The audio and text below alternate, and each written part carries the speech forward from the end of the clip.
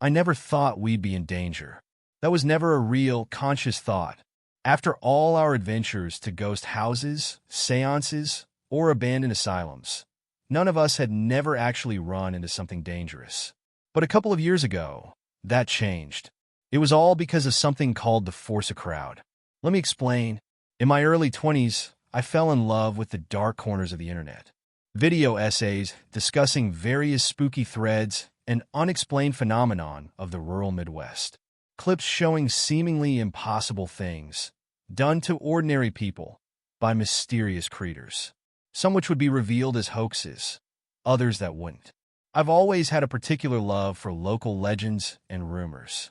There's something very real and raw about those special little whispers that exclusively travel by word of mouth. I found a couple of friends through this hobby, first of which is my buddy Paul. We've been friends ever since we dressed up as the same version of Penguin, the villain, at a Halloween party in our late teens. I thought our time exploring haunted houses would be over when he started to date this girl, Veronica, or more commonly known, Vera. My fears were unfounded, though, as she turned out to be just as weird as he is, making a great addition to our club of hobby horrors. This excursion started because Vera told us about this thing from her hometown, some left-of-nowhere kind of place in rural Minnesota. She said there was a local legend, but that there'd been so many sightings that it was nothing short of a miracle that it hadn't been more widely acknowledged. Polly and I were all ears. "I can't believe you haven't heard about it," she laughed. "None of you know about the Foursacrowd?" "Yeah, no, we hadn't." So, turns out this thing is a bit of a tall tale in our neck of the woods.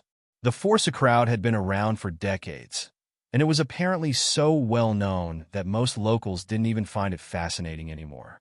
Still, local law enforcement had an official warning out. And by warning, we mean a chain-link fence and an angry sign.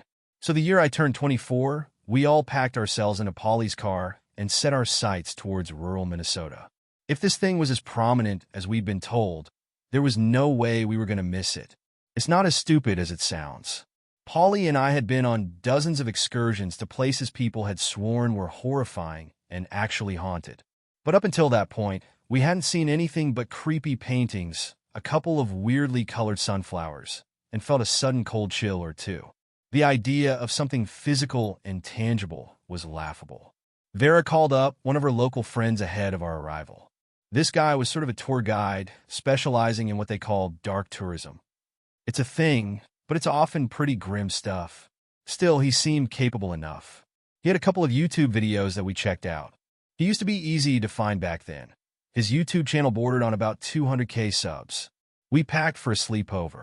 Snacks, tents, sleeping bags, a couple of cameras, the usual. Vera told us a little to nothing about what to expect. She wanted Neil to get a chance to give us the complete tour. "I don't want to spoil it," she chuckled as we drove past St. Cloud. "It's a thing. It's a great thing. Give us a hint," Polly begged. "Like the name. What's that about?" "You know, three's a crowd. But this is like four." "Great," he sighed, taking left turn back out on the highway. Helpful. We met our guide, Neil, on a cloudy afternoon in mid-May. With high summer right around the corner, the air was moist and the ground was muddy. There was the first sprinkling of rain in the air, and we could hear rumbling from the east. Bad weather drawn in from Lake Superior. Neil was this peppy 30-something man. Khaki shorts, a small rucksack, a baseball cap, and a long-sleeved gray t-shirt. No hair, a trimmed beard, and a sunny disposition. The opposite of what I imagined a dark tourism tour guide to look like. Meanwhile, Vera looked like one of her parents was a hot topic. Polly was hard to miss, too. Not even a turtleneck and camo pants could cover all his tattoos. We pulled into a parking lot near an old hiking trail, bordering an abandoned parking lot. There was a broken gate protecting an overgrown road. Neil's car, a sensibly priced sedan, was parked just a bit further down the road. He welcomed us, and Vera sorted out the introductions. With that said and done, the tour was on. Neil immediately stopped us. "First stop is actually right here," Neil said, pointing at the ruined gate. "The entrance to the Hatchet paper mill. Shut down since the 80s. Folks didn't take kindly to the whole Clean Water Act. We're technically trespassing," chuckled Vera. "Cool, huh? Local folks have known about this place for decades. While going inside is sort of frowned upon, no one really cares. So this thing isn't that dangerous then?" Both yes and no, Neil chuckled. It usually stays away, but we might catch a glimpse. But yeah, it's not a big fan of people. As we put on our boots, Neil started telling us about what the hell we were to expect, and why this might turn out to be one of our most interesting excursions yet. See, the Foursacrowd is not a supernatural specter or alien visitor. According to locals, it's a very real creature. It had been around for decades, keeping to itself within the old paper mill. Most lawmen in these parts know about it, but there hasn't been any immediate need to deal with it. It's kept to itself, and the owners of the land aren't very government-friendly. So, what does it look like? What can we expect? Vera, she didn't tell you? Neil chuckled. Really? Really? Polly turned to Vera, but she just grinned. Neil shrugged. It looks like 4 people. Just 4 regular people. 2 taller people in the back, 2 shorter or crouching people in the front. Like they're posing for a picture. It was about as stupid as it sounded. Suddenly, I could see why this wasn't a big thing. To an outsider, this thing would just look like 4 people. Even if I saw it with my own eyes, what was there to see? I couldn't help but to think that Neil probably had a couple of people ready to scare us a little. Are you telling me we're trekking to some tetanus-covered shithole to watch 4 kids in Halloween masks stand at the end of a corridor? I whispered to Polly. Damn, it might be fun. I'm not buying it. Being skeptical about this sudden reveal, Polly and I started asking a whole bunch of questions. Like, how it could just look like 4 people, and what it actually was, what it ate, where it lived, all kinds of stuff. I admit, we weren't very polite. Neil didn't seem to mind, and tried his best to keep up with us. It needs chlorine as part of its diet, Neil patiently explained. That's why it moved into the mill. There's an adjoining chlorine extractor, which they use to bleach the paper before the shutdown. There's still loads of the stuff around. It's in the water, too. So it just eats old paper? No, it munches up white-tailed deer and rodents, he continued. Not birds, though. Damn thing loves birds. Vera was having trouble containing her glee.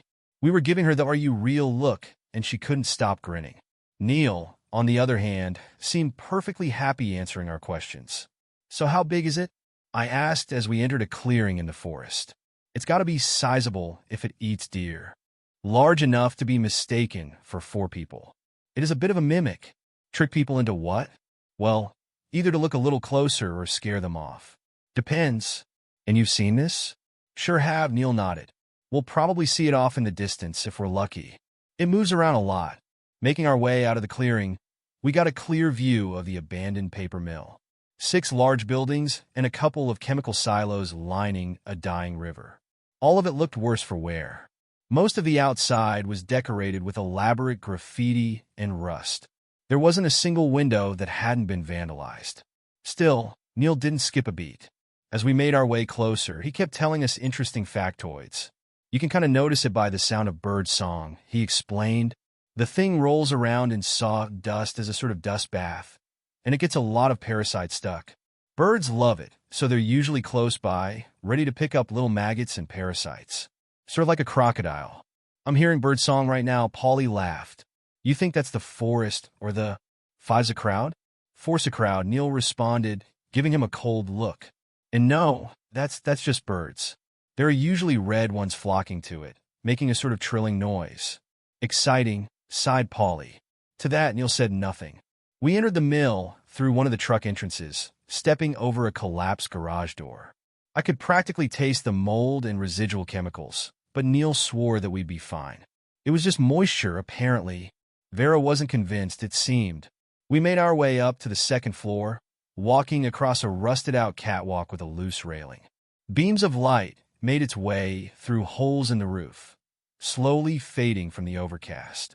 Overlooking the mill, we could tell this place wasn't just some empty building. It must have been abandoned in a hurry. There were still some expensive machines left on the floor, most of which had been rusted to the core by decades of neglect. It roams a lot, Neil explained as we slowly made our way forward. I don't think it nests unless it finds a partner, and I could tell there aren't many of them around. How come? I asked. I think they have no means of finding one another, suggesting they might have once lived in colonies where you could just throw out an arm and grab a mate. There are a couple of holes around here where it's burrowed, suggesting it might be subterranean. I'd love to see that, Polly chuckled. Really? I'd love to. All right, shrugged Neil. Let's go see one. Neil guided us through the factory floor, down a corridor, through a ransacked lunchroom, and out the back near one of the silos. There was a massive room containing vast piles of sawdust, easily the largest pile I'd ever seen. Polly's instinct was to try and climb it, but Neil recommended against it. That thing is crawling with parasites. I wouldn't touch it, he explained. And you see that indent there, on the left flank? That's where it's been. Just looks like a dent to me, Polly said. Vera elbowed him, and Polly made a lip-zipping motion. Neil did his best not to roll his eyes. Neil continued to explain the many findings of the locals over the years. For example, that the Foursacrowd had a larger body than one might think, but it hides it behind a crowd of four, much like an insect shielding its body. He claimed they had a sketchy view of this back part from a side photo taken in the late 90s. Of course, it was blurry at best. You could barely tell there were people in the picture at all. There had also been a steep decline of white-tailed deer in the area. While many claimed this was due to illegal hunting, Neil argued that it coincided with the growth of the creature in the early 90s. This was a returning pattern with the Foursacrowd. Everything about it could be explained by the most mundane things. It just looked like people at a distance. Its main food source was abundant. There was nothing immediate and apparent about it. The Foursacrowd could just as well be nothing. Maybe that's why we'd never heard about it. Neil continued the tour, showing us the various buildings around the complex. He told us about the different stations and the early history of the strange creature rumored to live there. We were shown a couple more points of interest, mostly relating to early history of the creature and by extent the community at large.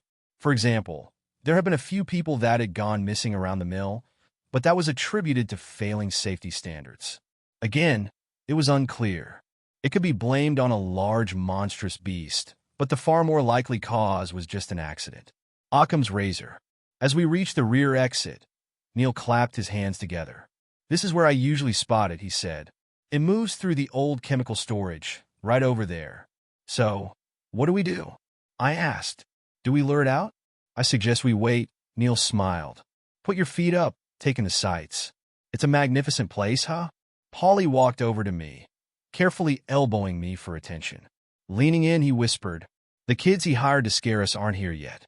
Still, it was nice to just be out with friends for a change, break up the monotony of work.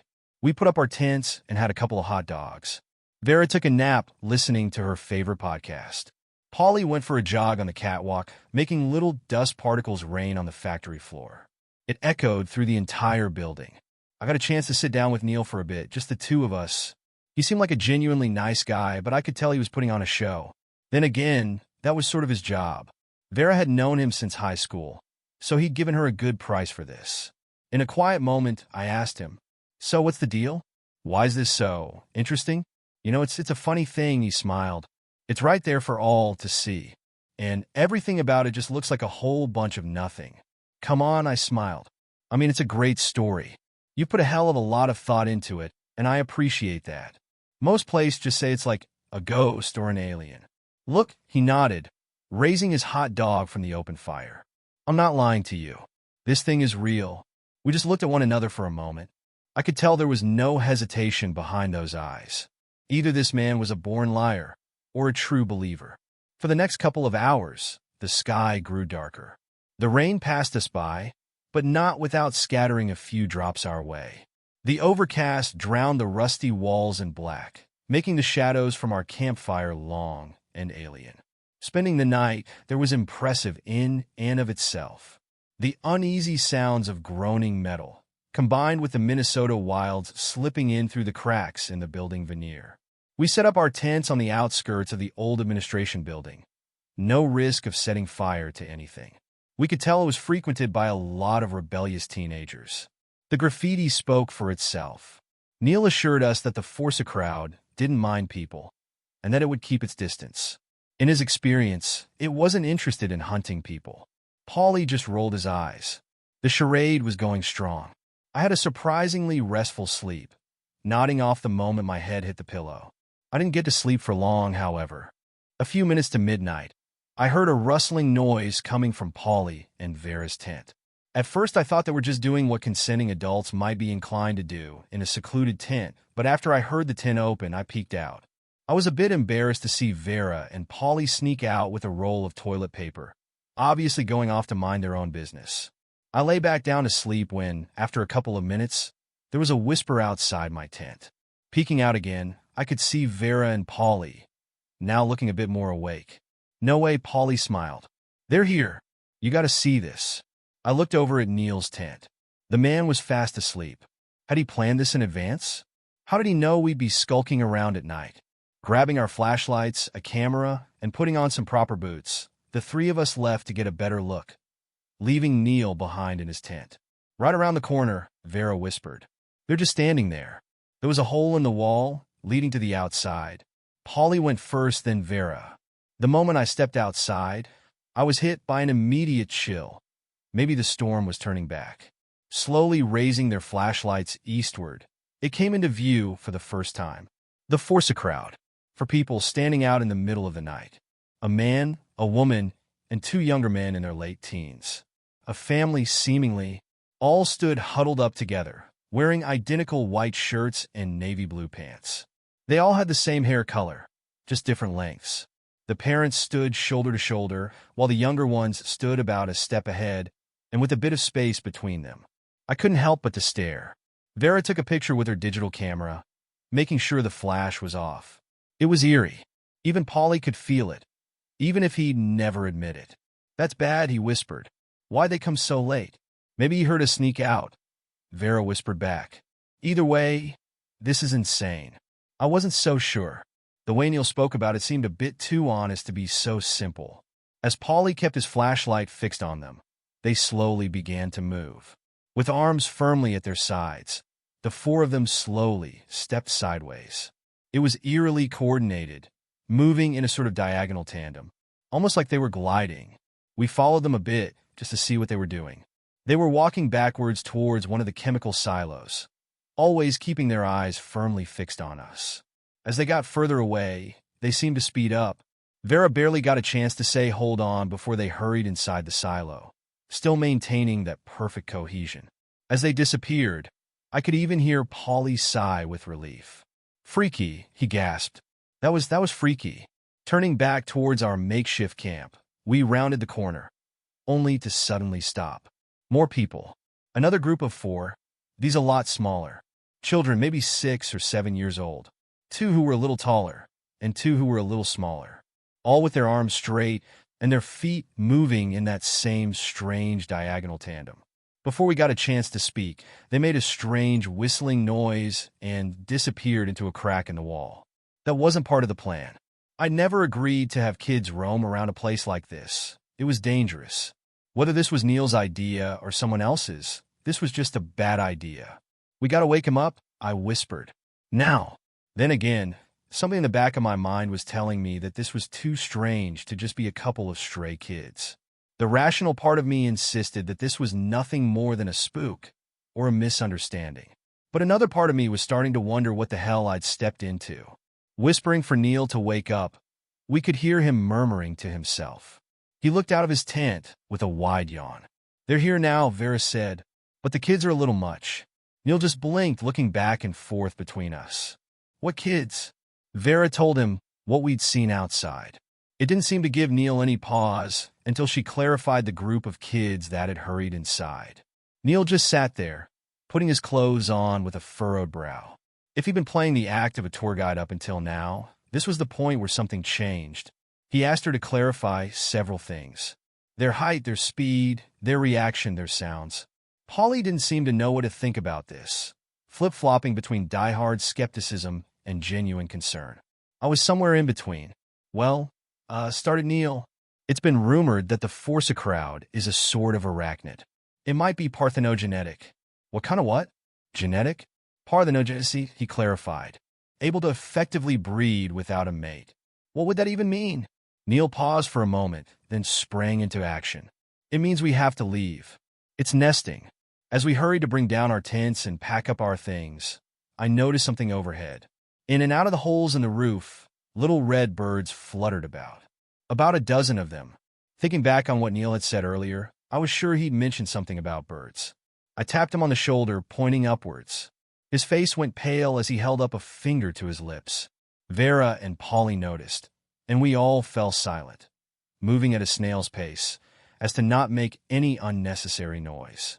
Every now and then, the birds would land, making little chirping noises, and then return upwards. Vera gasped.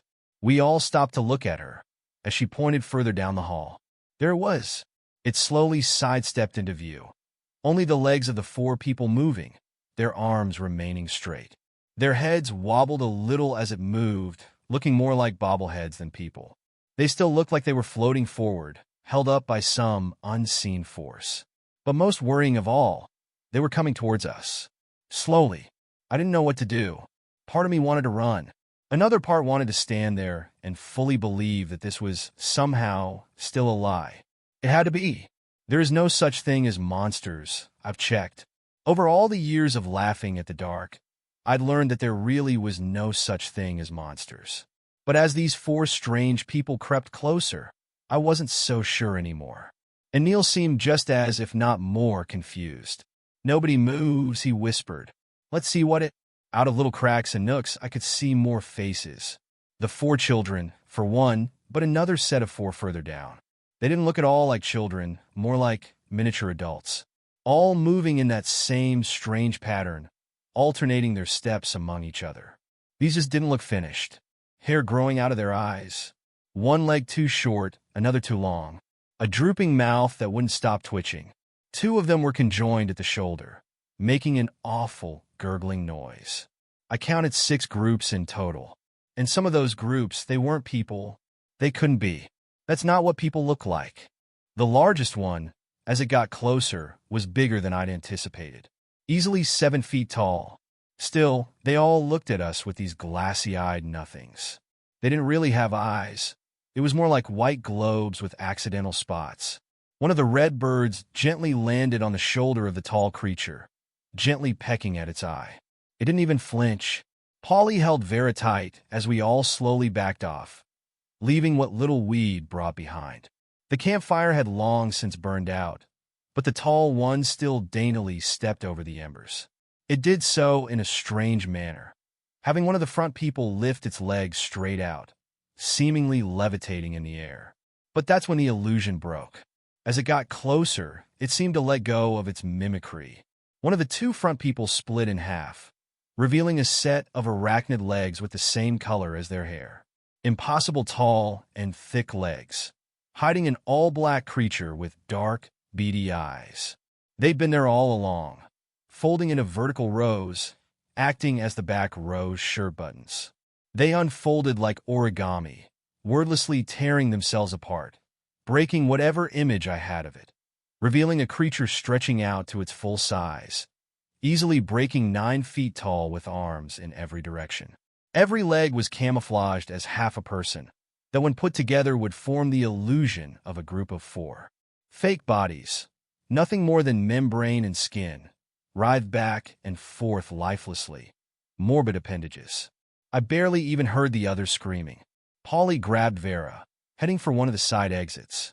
Neil just kept repeating no, no, no over and over, not even running. And I was frozen, staring into the slight reflection of 8 eyes, arranged in 2 perfect columns of 4. White-clothed arms had unfolded into mandibles, creeping closer. In that moment, I thought I was going to die. I wasn't accepting that this was actually happening. 100 thoughts were running through my mind at once, painting all the strange possibilities that might explain this. A prank show, a bad dream, something, anything. I could have died that day. Suddenly, it turned away from me. Polly had run a hot dog stick straight through its right front leg. Looking back at this, it was all so fast. Using 2 of its legs, the Foursacrowd hurled him straight across the room and up 1 level, slamming into the upstairs catwalk railing. Polly wasn't moving. Vera was panicking, doubling back to get to him. Neil grabbed her, heading for the side exit. I could have tried going with them, but there was no way I'd get by the angered creature. Instead, we had to split up, force it to pick a lane. Of course, it went after me. I went straight ahead, in the wrong direction. Down a long corridor, my steps pounding the dusty concrete. A dozen little feet following me, even their steps sounding human. like they were wearing shoes. The large one contracted, crawling forward with its 4 front legs first, furiously tapping its way forward. It was so fast, so twitchy, like it had abandoned all attempts at mimicry, all pretense. I managed to make my way up the catwalk. The moment I reached the top, the stairs collapsed behind me, deafening me with a flood of metal crashing to the floor. The creature couldn't make its way up these old walkways. There was too much concentrated weight. That didn't stop it. Moments later, the tips of its arms would wrap around the catwalk as it hung upside down beneath, trying to bite through the metal. And while I was fast, it could keep my pace. I could feel the mandibles poking through the steel, scraping against the bottom of my boots. Its arms reached for me, tearing at my jacket with little claws at the end. A section of railing gave out, unbalancing the creature and nearly knocking me to the floor below. Instead, it lost its grip and fell. It'd just be a few seconds before it got back up to try again. This was a creature, hungry to feed its young. This wasn't a docile attraction. Not anymore. There was a short platform connecting 2 of the buildings. The thing had once looked like a sort of glass tube, but now it was just a set of unstable open-air platforms. Still, I didn't have much choice. I went for it. I couldn't think straight anyway. I have these brief memories of the chase. It felt like hours, even though it was just a matter of minutes. In my mind, I can picture every corner, every bump, and every skip, but it's hard to put it into words. It was just this long, wiry passage, weaving together into one singular adrenaline-rushed madness, with death following close behind. Reaching the other end of the platform, I could see the Foursacrowd retreating into the dark. It was clever. It knew that platform couldn't support its weight, and that the fall would hurt. I ended up the way I came, on the same walkway as Polly, overlooking our previous campsite. Running up to him, I could tell he was breathing, but badly concussed. His one eye was blood-filled and swollen, and his left arm was bent the wrong way. There was no way I'd get him to walk out of there anytime soon. I considered my options. I could leave him. I could run. I could try to pick him up and pull him along. None of it was plausible, especially not leaving him. Instead, I propped us up against the wall. Somehow he was still conscious, if barely. Together we sat there, listening to the red birds fluttering in and out of the broken roof. Turns out, the Foursacrowd couldn't reach us. It couldn't use the adjoining platforms, and there were no remaining stairs. Instead, it stood beneath us, desperately reaching upwards. In a sort of fear-induced bravado, I stood up to look down at it. The catwalk groaned but held firm. For a moment, our eyes met. This button-eyed creature, completely emotionless. A creature that understood nothing but meat and offspring. It still reached for me carefully, even tenderly, as if asking me to be a friend, to surrender. I sat back down next to Polly. He panted heavily. Maybe he had a few broken ribs. Gamba get a new tattoo, he blurted out. A.S. Spider. Please don't, I muttered back. Vera, she's gonna kill you. No, she lubes spiders. He wheezed through a half-broken nose. Just not that one. As he pointed at it, the arachnid legs slowly came back down. And little by little, the creature retreated into the compound, its young scuttling back and forth between its legs. And from a distance, even then, it was still hard not to see it as just a group of 4 people, standing around in the dark. The 2 of us stayed up there, nodding in and out of exhaustion. I tried to keep Polly stable, frantically looking up at the sky, waiting for the overcast to drift away. The morning had to come at some point. That was the deal. Polly and I spent hours up there, waiting for Vera and Neil to come back. They eventually did, bringing a couple of local law enforcement officers along. They managed to help Polly back down and attend to his wounds. He would end up losing the eye in surgery, but would otherwise make a full recovery. He actually did get a tattoo of a spider later on. We talked a lot about uploading our pictures and videos. But even now, looking back at what little footage we have, it just looks like people standing around in the dark. There's no attack or monstrous transformation. It doesn't look like anything, just people, strange people, but people nonetheless. Neil talked to them about reinforcing the fence. As he suspected, the Foursacrowd had gone through a sort of self-fertilization, reproducing without a mate. We'd done the equivalent of standing between an angry mother bear and her cubs. But then again, we lived to tell the tale.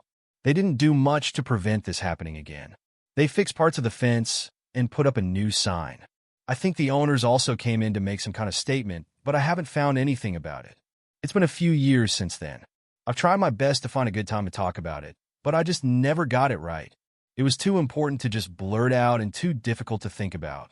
Neil has taken down his YouTube channel and removed his videos, not wanting to get any more people to come look for the Foursacrowd.